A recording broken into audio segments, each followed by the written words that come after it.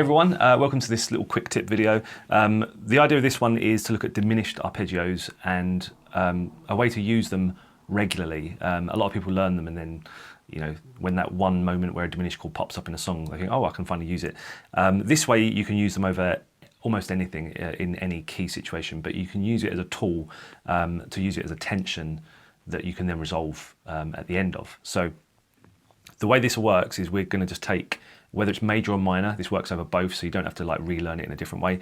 We're going to take the note of A, whether we're in major or minor, we're just going to always take the major 7 of that note. So if I go from the A, if I drop back 1 fret to G sharp, that's the major 7 away. What we're going to do is just play the diminished arpeggio from that note. So if I'm playing A minor, I'm going to drop back to G sharp. And you'll notice that that is very tense and it doesn't quite sound in with the chord because it's obviously not. But we're going to make it in by finishing our arpeggio back in the chord of A minor. So I'm going to just aim for a note that is going to be an arpeggio note of A minor. So A, C or E.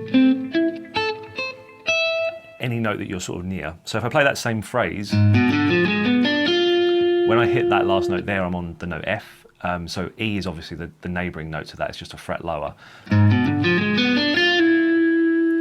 And now that phrase has a tension, but it has a journey that has a resolution, which is the E. And that's really important when you're playing these phrases, is that you're not just playing an isolated idea, it's got a journey that resolves. Obviously this, you know, within jazz and like kind of more sort of advanced harmony stuff, that's the key to soloing over a lot of that stuff, is to actually target the resolutions, not just play those specific chords. So the very cool thing about the diminished is, if you've looked at them before, that one idea will invert itself every 3 frets in any direction. So if I'm on the 4th fret, if I go to 7, I can play the exact same phrase and it's inverted it. Instead of starting on G sharp, it starts on B, but it contains all the same notes. And then from that B, I can move up to the 10th fret for D, and then I can move up to the F on the 13th fret. Now the cool thing about this is obviously you get a bit of a refreshed palette from the sound, even though it's the same notes, your pitch is changing and the last note is going to be different, which also means that your resolution will probably change as well. So the first one we had for A minor, we resolved on the 5th of the chord, which was E. If I go to the B, which is the next inversion up on the 7th fret,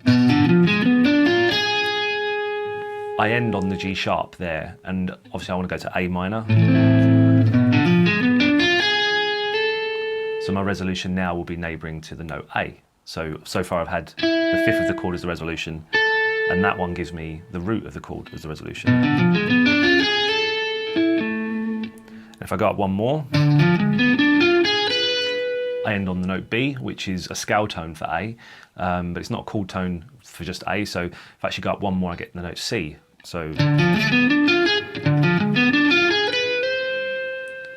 So far we've had the 5th, the root and the 3rd there. So that's the whole chord, isn't it, within just 3 movements. And we can also go a little bit further and approach from the F, so that's the 13th fret.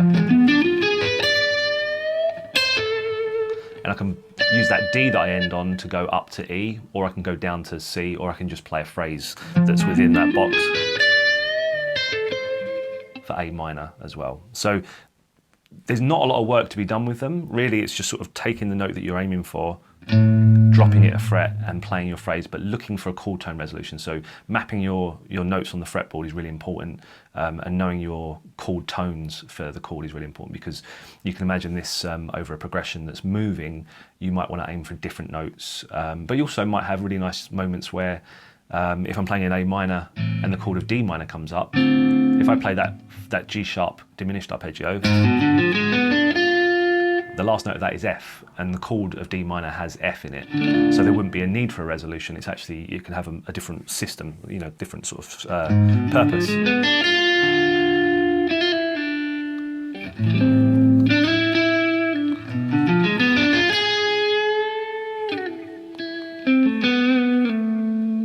So let's try this just to sort of hear that this actually works both ways. If we take an A major chord instead, I'm going to do the same thing. I'm going to take the root, just drop it a semitone lower, so it's the major 7.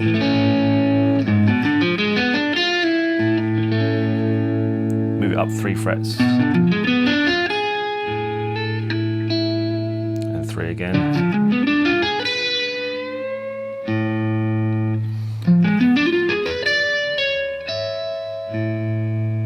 Now, obviously the only difference there is that I'm thinking of the chord of A now, so not A minor, A.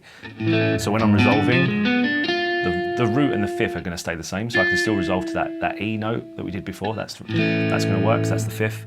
This one, this note's really nice. It's the G sharp, which over A major gives you a major 7, which is actually a really nice extension sound. So, but you can still move it back up to the A from. But it's quite nice to hang on that note a little bit because it's quite harmonic, which is nice. The D, I've just gone a tone up to C sharp to get the major third of A rather than in the minor we went to C. I bent up to get that C sharp on that one. And then finally the last one, we end on the note D, which could either go up to E, or we can resolve a semitone down to the C sharp as well. So there's a chances within just moving these diminished arpeggios 3 frets to resolve on most chord tones, at least from the core of a chord. The more extended the chord becomes, something very cool happens actually, that you don't have to search for resolution notes because you often find that the notes will be part of the arpeggio that you're playing. So if I'm playing a diminished arpeggio, you might find that a 7 of a chord is already part of it, or the 5th of the chord is already part of it. So when you're using basic ones,